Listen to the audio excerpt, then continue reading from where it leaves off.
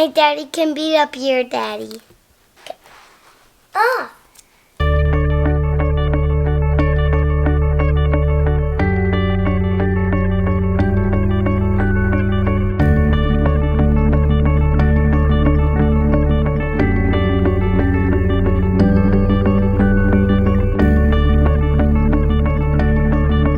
We usually stop and look at the Christmas stuff when we come to Costco. Hey, what do you think?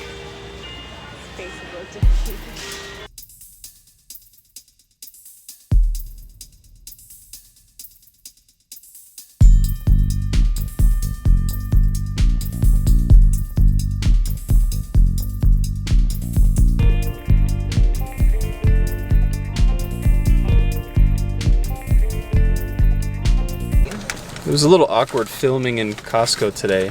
There was like more people staring at us than normal.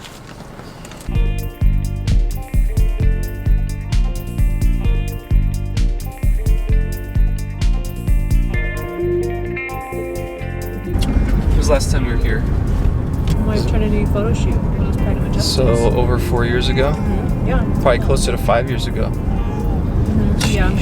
So why haven't we been here for so long? I don't know.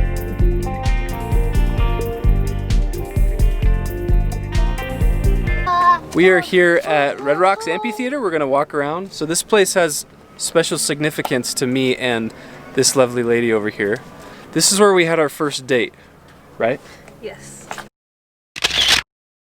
This is also where I proposed to her. And last time we were here was like probably about 5 years ago. She was pregnant with this one. I threw my pencil up. This should be fun.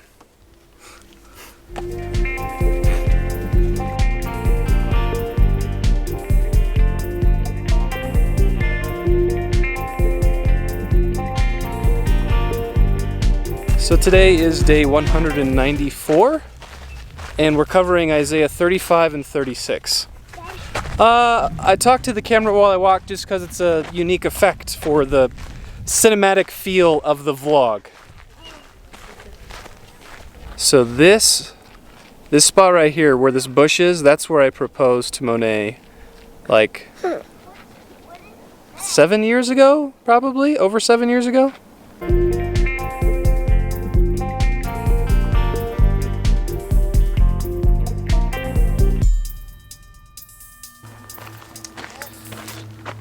So in these chapters, we're kind of introduced back into the historical narrative of Hezekiah, who's king over Judah. And this is when Sennacherib, the king of Assyria, is getting ready to attack and besiege Jerusalem. And essentially what he says is, I've conquered all of these other people and their gods. What makes you and your God any different from all those other people?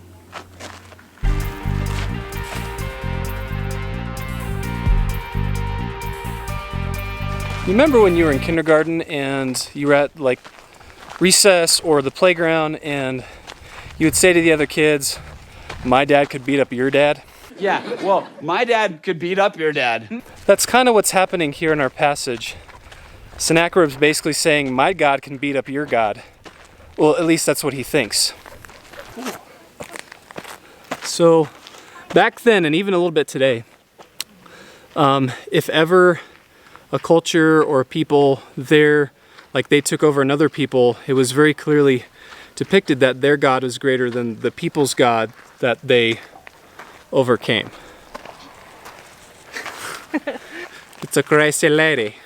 So that was a key historical fact that helps us understand a little bit of what's happening in this passage.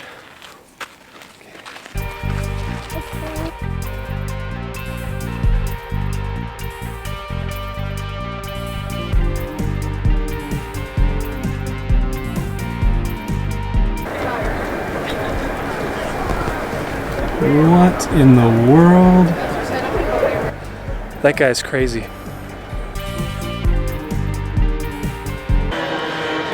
Here's about a 100 people watching some guys saw the roof of the amphitheater. This is also the place where the 8th season of The Amazing Race began and ended.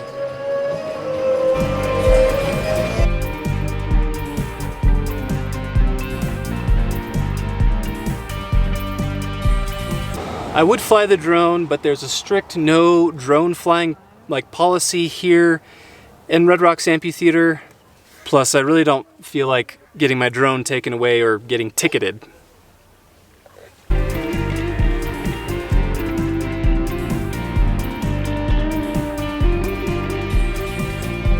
The issue was not that the god of Assyria was more powerful than Yahweh, but the thing was that God actually was using the kingdom of Assyria to accomplish his plan for his people.